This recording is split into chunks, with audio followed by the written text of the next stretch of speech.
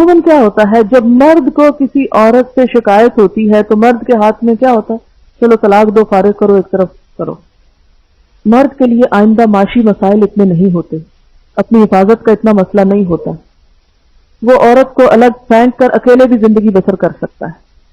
لیکن اگر کوئی عورت اس مصیبت میں گرفتار ہو گئی ہے کہ اس کا شوہر بد مزاج ہے، سخت ہے، یا اس کے حقوق پورے نہیں دیتا، اب وہ بیچاری کیا کرے؟ اسلام نے یہ نہیں سکھایا کہ وہ اس سے طلاق لے لے. اگرچہ خلا کا رستہ رکھا، لیکن پھر بھی معاشرے کی مجموعی بہتری کے لیے یہاں کیا سکھایا جا رہا ہے کہ کوئی حقوق کی کمی بیشی کر کے آپس میں کوئی راضی نامہ ہی رکھیں. کیونکہ عورت دوسری آپشن سوچے، اگر وہ طلاق لے لیتی ہے تو اس کے بچوں کا کیا ہوگا؟ وہ ایک چھوٹے مسئلے کے حل کے لیے ایک بڑے مسئلے میں گرفتار ہو جائے گی. تو یہ عقل مندی کی بات نہیں ہوتی کہ چھوٹے مسئلے کے حل سے بڑے مسئلے کھڑے کر لیں آپ، یا ناقابل حل مسائل شروع کر دیں آپ. آپ دیکھیں کہ بعض اوقات ہمیں کسی سے چھوٹی سی تکلیف پہنچتی ہے، ہم کیا کرتے ہیں؟ اسے گالی دے ڈالتے ہیں. کیا ہوتا ہے؟ وہ دوسرا 2 دیتا ہے، آپ اسے 1 لگاتے ہیں، وہ 2 مارتا ہے آپ کو، اور نتیجہ کہاں جا پہنچتا ہے. تو بہتر نہیں تھا وہ جو پہلے چھوٹی سی بات تھی اسے کڑوا گھونٹ پی جاتے، صبر کر لیتے. اللہ صبر کرنے والوں سے محبت رکھتا ہے. کسی سے چھوٹی سی تکلیف پہنچی، آپ نے غصے میں بڑا شدید ریئیکشن ظاہر کیا، اب جب آپ اس کو دیکھتے ہیں تو پریشان ہوتے ہیں، شرمندہ ہوتے ہیں، دل میں کڑتے رہتے ہیں، ایک ماحول پلوٹ ہو گیا. کیا پایا آپ نے؟ لیکن اگر آپ اس موقع پہ ضبط کر جاتے، صبر کر جاتے، نتیجہ کیا نکلتا کہ وہ شخص جس نے آپ پہ زیادتی کی وہ بھی شرمندہ ہوتا، اور شاید وہ خود معافی مانگ لیتا کہ میرا قصور تھا، میری زیادتی تھی. لیکن عموماً ہم ایسے مواقع پر کیا کرتے ہیں؟ جواباً شدید ریئیکشن ظاہر کرتے ہیں. وہ وقتی طور پر تو شدید ریئیکشن ہم نے کر لیا، پایا کیا؟ انسان دیکھے حاصل کیا ہوا؟ ہم پاتے نہیں، پھر کھو دیتے. تو ایسی تمام خواتین جو اپنے شوہروں کے ہاتھوں تنگ ہوں، ان کا یہاں حل بتایا جا رہا ہے کہ وہ تھوڑے سے صبر سے کام لے لیں، تھوڑے سے اپنے حقوق کو جانے دیں. اللہ دیکھ رہا ہے، اللہ اس کا بدلہ ضرور دے گا. اس کا حل صرف یہ نہیں کہ آپ گھر چھوڑ کے بھاگ جائیں یا جواباً شوہر کو پیٹنے لگیں. تو گھر نہ ہو جائے گا، ایک کشتی خانہ ہو جائے گا، ایک دنگل ہو جائے گا. دنگل بنانا چاہیں تو بنائیں. اسی لیے وہ جو پہلے بھی میں نے بات کی تھی کہ مرد مار سکتا تو عورت کیوں نہیں مار سکتی؟ عورت کو اللہ نے مارنے سے روک کر اس دنگل کو ختم کیا، ورنہ باکسنگ شروع ہو جاتی گھر میں تو گھر نہ رہتا. تو یہاں پر کسی بھی نزاع کے موقع پر، جھگڑے کے موقع پر، فساد کے موقع پر، بد اخلاقی کے موقع پر، بدسلوکی کے موقع پر جب ایک شخص زیادتی کر رہا ہو تو جواب میں تھوڑے سے دھیمے ہونے میں آپ کی کوئی بے عزتی نہیں. لوگ سمجھتے ہیں ہماری بے عزتی نہیں. حدیث میں آتا ہے من تواضع للہ رفعہ اللہ، جس نے اللہ کے لیے عاجزی اختیار کر لی، تواضع اختیار کر لی، اللہ اس کو بلندی دے گا، اللہ اس کو بڑا کر دے گا. وہ چھوٹا نہیں رہتا. ایک دانہ گندم کا ایک دانہ ہوتا ہے، جب وہ مٹی میں ملتا ہے تو اس سے 700 دانے بنتے ہیں. اگر وہ اکڑا رہے اور کہ میں مٹی میں نہیں جاتا، میری اس میں ذلت ہے، میں شیشے کی بوتل میں رہنا چاہتا ہوں، 100 سال بھی شیشے کی بوتل میں رہے تو کھایا جائے گا اندر سے، اوپر سے خالی خول کھڑا رہے گا، اندر سے کھا لیا جائے گا، اور اس سے 700 کبھی نہیں بنیں گے.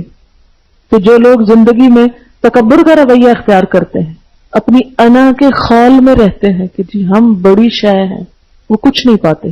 تھوڑا جھک جانا، تھوڑا عاجزی اختیار کرنا. ایک بچی میرے پاس مسئلہ لے کر آئی اپنی ساس کا، بڑی پریشان تھی، بہت روئی، اور اس کی شکایت جینوئن بھی تھی کافی حد تک. میں نے اس سے کہا کہ دیکھو جو تم کہہ رہی ہو میں اس کو 100% درست کہتی ہوں کہ تم واقعی مظلوم ہو، لیکن اب تم اپنی بزرگ ساس کے مقابلے میں ینگ بلڈ ہو. وہ عمر کے اس حصے میں پہنچ چکی ہے کہ جہاں وہ بیمار بھی ہے، جہاں وہ انسیکیور فیل کر رہی ہے، جہاں وہ توجہ چاہتی، وہ محبت چاہتی ہے. اس کی میموری بھی خراب ہو چکی ہے. اب تم اس سے اگر توقع کرو کہ وہ قربانی کرے، وہ اپنی زیادتیوں کو چھوڑ دے، بی پی اس کا ہائی ہے، بیماریاں اس کو کئی لگ چکی ہیں، وہ بیچاری اپنے آپ سے بیزار بیٹھی اس وقت، اس سے تم کیا قربانی چاہتی ہو؟ اس وقت تمہاری عمر ہے قربانی دینے کی.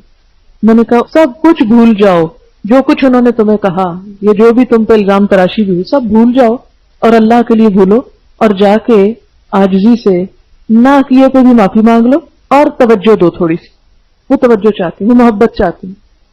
آپ دیکھیں کہ جب بوڑھے ہو جاتے ہیں نا، جسمانی طور پر ان میں کوئی کشش نہیں رہتی، نمبر 1. نمبر 2، اخلاقی طور پر بھی عموماً بوڑھوں میں کشش نہیں رہتی کہ وہ بہت بولنا شروع کر دیتے ہیں، بد زبانی کرتے ہیں، چڑچڑے ہو جاتے ہیں، بیمار ہو جاتے ہیں، بد اخلاق ہو جاتا ہے۔ اب بد اخلاق شخص میں کیا ہے؟ کوئی کشش نہیں، کوئی اس کے پاس پھٹکنا نہیں چاہتا، حتیٰ کہ اپنی اولاد بھی نہیں پاس لگنا چاہتی۔ وہ بیچارہ اپنے لیے خود ایک جہنم تیار کر چکا ہے، لیکن وہ مجبور ہے، کمزور ہے، اب اسے ہیلپ کرنا ہے، اسے نکالنا ہے اس سے باہر۔ تو ترس کرو اس بوڑھے انسان پہ جو اس کنڈیشن کو پہنچ چکا ہے، اسے اپنے مقابلے پہ لا کے مت سوچو، اپنی ریزننگ، اپنا انٹلیکٹ اور اپنی عقل مندی اور اپنی ہوشیاری اس پہ مت پرکھو، مت کمپیئر کرو۔ تم عمر کے کسی اور حصے میں اور وہ کسی اور حصے میں ہے۔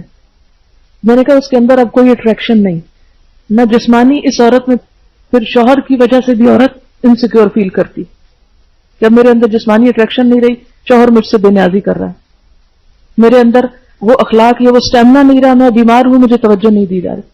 وہ ایسی نفسیاتی مریض ہو جاتی ہے اس عمر میں پہنچ کر کہ اس کا اور کہیں بس نہیں چلتا، تو وہی بیچاری جو گھر میں نظر آتی ہے اسی کے اوپر ہی سارا وار شروع کر دیتی۔ اب کیا کرنا ہے؟ اب کسی کو تو ہمت کرنا ہے نا ایک بیمار انسان سے نبٹنے کے لیے جو نفسیاتی بیمار بھی ہے، جسمانی بیمار بھی ہے۔ آپ خدا کی خاطر اس شخص کے ساتھ حسن سلوک کریں، صرف اللہ کی خاطر، یک طرفہ دل جیتے اس کا، اسے محبت دیں۔ ساس کے ساتھ معاملہ کرنے کا واحد طریقہ اس کو توجہ دینا، یہ دیکھنا کہ یہ توجہ چاہتے ہیں، آپ توجہ دیں گے، آپ محبت دیں گے، اور ڈانٹ کھا کے بھی محبت دے دیں گے تو آپ کا کچھ نہیں جائے گا، گھر کا ماحول ٹھیک ہو جائے گا۔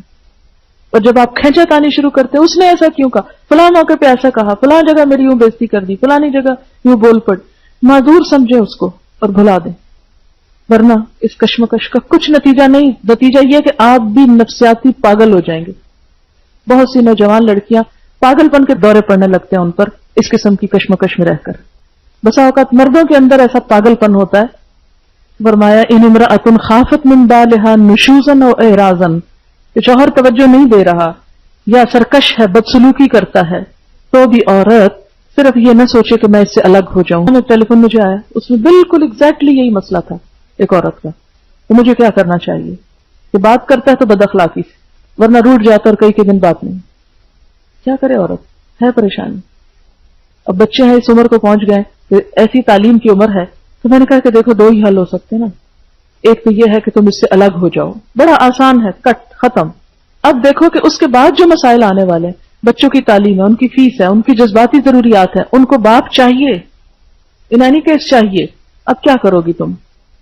وہ سارے مسائل جو اس مرد کی غیر موجودگی میں پیش آنے والے، اگر وہ زیادہ بڑے ہیں اس بد اخلاقی سے، تو پھر اس پہ صبر کر لو، اور اگر وہ مسائل چھوٹے ہیں تو آگے اللہ تعالیٰ یہ حل بتاتا، پھر الگ ہو جاؤ، مت دلاؤ اپنے آپ کو۔ ہمیشہ آپ دیکھیں گے کہ دو لوگوں میں اختلاف کی وجہ ہرس ہوتی ہے، ہرس۔ ایک شخص دوسرے شخص کا لحاظ کیے بغیر صرف اپنا مطالبہ پورا کرنا چاہتا ہے، اپنی ضرورت پوری کرنا چاہتا ہے، اپنا فائدہ چاہتا ہے، اور اس ذہنیت سے ایک شخص دوسرے سے غیر مطمئن ہو جاتا ہے۔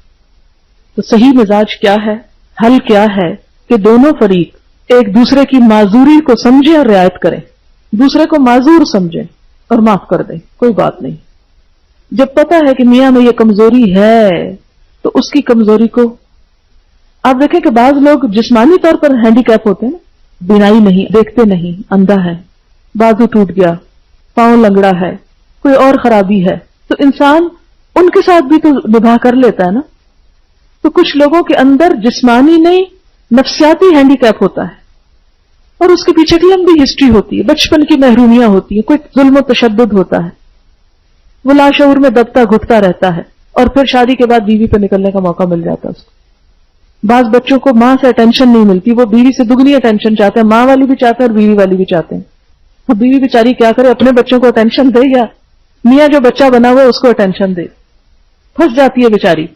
لیکن اب حل کوئی نہیں، یہی سمجھے کہ ہینڈی کیپ ہے میاں کا، معذور میاں مل گیا ہے۔ جسمانی طور پر معذور شخص سے ہم گزارا کر لیتے ہیں تو نفسیاتی معذور سے بھی تھوڑا گزارا کر لیں، اس کی جزا اللہ آپ کو دے گا۔ اچھا، ہم عموماً کیا کرتے ہیں جب کوئی مسئلہ حل کرنا چاہتے ہیں تو پچھلے قصے چھیڑ بیٹھتے ہیں۔ کئی دفعہ ایسا تو میاں بیوی آپس میں جھگڑتے ہیں نا، تو پچھلی باتیں کھودنا کریدنا شروع کر دیتے ہیں تو میرے پاس کبھی کوئی آئے مشورہ لینے میں ہمیشہ اس کو سمجھاتی ہوں کہ دیکھو اگر تم چاہتی ہو کہ میاں کے ساتھ تعلقات درست ہوں تو اس کی پچھلی ساری غلطیاں بھولو، اس کو ایک کا بھی احساس نہیں دلانا، پچھلی کوئی بات نہیں کرنی، ہاں وہ کتنی زیادتی کر چکا، کیونکہ جب بھی ان میاں بیوی کے درمیان کوئی جھگڑا ہوتا ہے، لڑائی ہوتی، پھر صلح ہوتی ہے، پھر ایک دوسرے کو معاف کرنے کی بات ہوتی، تو معاف کر کے پھر آپ یاد کرا رہے ہیں، یہ کیا کر رہے ہیں؟ جس چیز کو آپ نے کسی کی معاف کر دیا پھر آپ اسے کیوں یاد کروا رہے ہیں کہ یہ تم نے فلانے موقع پہ بھی ایسے کیا تھا؟ نہیں، اس کو بار بار مت چھیڑیں، جب دفنا دیا تو دفن ہی رہنے دیں۔